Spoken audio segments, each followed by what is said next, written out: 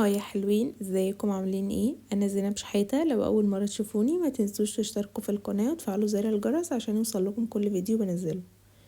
النهاردة بقى هنعمل كيكة حلوة قوي، كيكة خفيفة كده وبجد بجد لذيذة، ومن الكيكات اللي انا بحبها قوي وهي كيكة الفراولة. الكيكة دي بجد مفيش اطرى منها ولا اخف منها. يعني بعملها كده صينية كبيرة، لان بجد بجد يعني هي قطعة واحدة مش بتكفي حد من كتر خفتها وحلاوتها، وبجد التست بتاعها بيكون بارز كده وطعمه حلو قوي، شوكة ورا التانية، وبجد بتكون لذيذة قوي. عليها قطع فراولة وجواها قطع كده من الفراولة، بجد تحفة. لازم تجربوها الوصفة دي في عيد ميلاد او في تجمع عائلي كده او سهرة، بجد لذيذة قوي. يلا نشوف بقى المقادير. معايا 2 كوب من الدقيق ورشة من الملح، ومعايا كوب من السكر، ومعايا 2 بيضة. بس انا البيض بتاعي كان كبير شوية، ممكن لو البيض حجمه اصغر يبقى 3 بيضات، المهم يكون بحرارة الغرفة. ومعايا معلقة من البيكنج باودر او باكت من البيكنج باودر، ومعايا نص كوب من الزيت، وكوب الا ربع من الحليب. هنزل بقى في بولة كده بالبيض بتاعي، وهنزل بنص معلقة صغيرة كده من الفانيليا او معلقة صغيرة، ومعلقة صغيرة برضو من الخل. هخفق بقى البيض بتاعي على سرعة عالية جدا، سواء بالمضرب الكهربي ده او ممكن نستخدم كمان العجان، بس نحط اللي هو المضرب، الشكل المضرب ده اللي هو بتاع الخفق. وممكن كمان بالخلاط، نشغل الخلاط حوالي 4 دقايق كده، ولو بالمضرب او بالعجان برضو 4 أو 5 دقايق. نضرب على سرعة عالية جدا لحد ما يعني البيض حجمه يتضاعف كده واللون بتاعه يبقى فاتح اكتر كده، يبقى جاهز معايا ويبقى القوام اتقل. تمام، ممكن كمان بالمضرب اليدوي بس هياخد معاكم شوية وقت. هبدأ بقى اضيف السكر، اضيفه على مرحلتين او 3، المهم نضيفه يعني جزء جزء عشان مينفعش ننزل بيه كله كده، يدوب شوية وننزل بالجزء التاني او بالكمية الباقية. وبرضو نشغل المضرب كده علشان السكر كله يدوب. اول ما احس ان خلاص السكر ما بقاش ليه اثر قوي او خلاص داب، يعني هبدأ انزل بباقي المكونات او باقي المقادير اللي معايا. يعني انا دلوقتي ضفت الزيت بعد برضو ما يعني خلاص خفقت او البيض ودوبت السكر، نزلت بالزيت.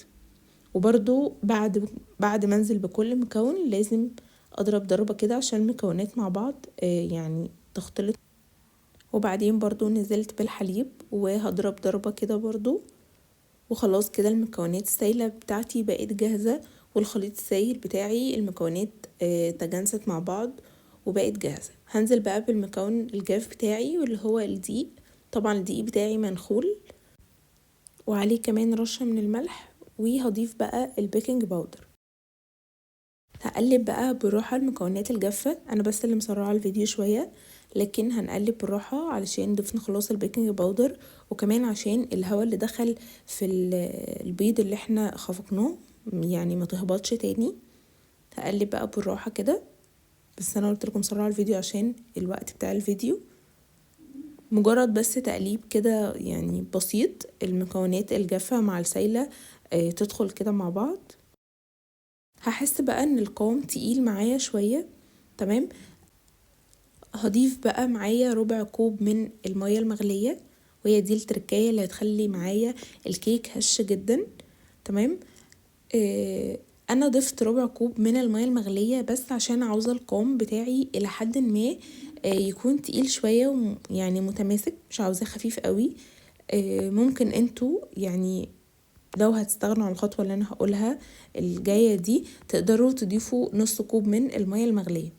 لو القوام بتاعكم خفيف هيطلع لكم الكيكة هش اكتر، انما انا سبتها تقيلة شوية عشان هضيف قطع كده من الفراولة. طبعا معايا الصينية مقاس 25 مبطناها بالدقيق، وضفت فيها الخليط بتاع الكيك. هعمل يعني بالخلة كده عشان اطلع منها اي هوا وتطلع معايا متساوية، مش عالية قوي من النص وكده، انا عاوزاها متساوية. انا بقى ضفت قطع من الفراولة، عشان كده سبت الخليط بتاعي تقيل شوية، عشان لو الخليط خفيف القطع بتاعت الفراولة هتنزل تحت خالص في الصينية وهتتحرق مني. طبعا لو عاوزين برضو عاملين كيكة شوكولاتة وهتضيفوا قطع من الشوكولاتة، خلوا الخليط بتاعكم تقيل شوية عشان يقدر يشيل القطع او اللي احنا حاطينه في الكيكة يعني. ممكن تخففوها عن كده شوية. انا حبيت اضيف قطع من الفراولة عشان يبقى طعمها يعني اغنى وخلاص بقى كده، يعني كيكة فراولة من كل جهة بجد يعني خطيرة. انا عشان ما سيبهاش على الوش كده ولونها يغير وتتحرق مني او تاخد لون، حاولت يعني اخفيها كده بالخليط شوية، بس ما نزلتهاش لتحت قوي لان هي هتنزل معايا وهي بتستوي. وادخلها بقى الفرن على حرارة 180 رف اوسط. الفرن مسخن مسبقا على حرارة 180 الرف الاوسط لمدة 30 دقيقة. نشوفها كده بعد 20-25 دقيقة.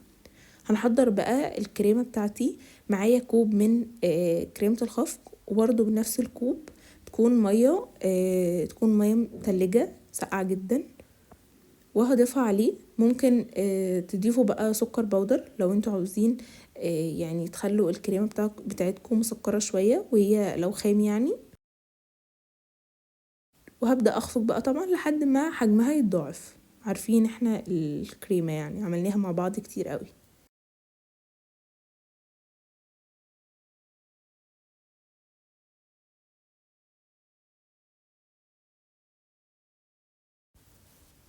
خلاص بقى بعد 30 دقيقة الكيكة كانت يعني تمام. طفيت النار وفتحت الفرن بس كده، الباب بتاع الفرن مطلعتهاش على طول عشان متهبطش. لا، فتحت باب الفرن كده عشان تبرد شوية، وبعدين طلعتها. عملت الاختبار بتاع الخلة كده، طلعت نضيفة. طبعا هنا بعد ما بردت، يعني انا ما حطيتش الكريمة على طول وهي سخنة، لا هي كانت بردت تماما عشان الكريمة بتاعتي ما تسحش. بدأت اضيف عليها الكريمة وعملت طبقة كده وسويتها. هضيف بقى قطع من الفراولة برضو مقطعوها كده، وكده تكون خلاص يعني المرحلة النهائية. طبعا بعد ما نضيف قطع الفراولة تقدروا بقى انتوا تعملوا جيلي فراولة وتضيفوه على الوش كده عشان يمسك الفراولة، وكمان عشان يديها لمعة. بس انا بصراحة مش بفضل الجيلي يعني كطعم، انا مش بفضله. لكن انتوا ممكن تعملوا الخطوة دي كمان، هي اختياري. انا بحب طعم الفراولة يكون طبيعي كده وفريش. هقطعها بقى، قطعوها بالطريقة اللي انتوا عاوزينها. هتعمل معاكم بجد يعني عدد كويس من القطع، وبجد استمتعوا بأحلى وأخف كيكة ممكن تدوقوها. يعني بجد أنا حاسة ان أنا الفترة دي بقيت بعمل أو دايما بتجه للكيكات اللي هي الخفيفة اللي مش بتاخد وقت، اللي بتتعمل بسرعة. بس يعني أنا عاملة فيها كده شوية خطوات وشوية تركات بجد تبين ان هي واخدة وقت ومجهود وكده، بس بجد هي مفيش أسرع منها ولا أسهل منها، بجد في منتهى الجمال. هستناكم تجربوها، ولو عجبتكم الوصفة متنسوش اللايك والاشتراك. باي باي.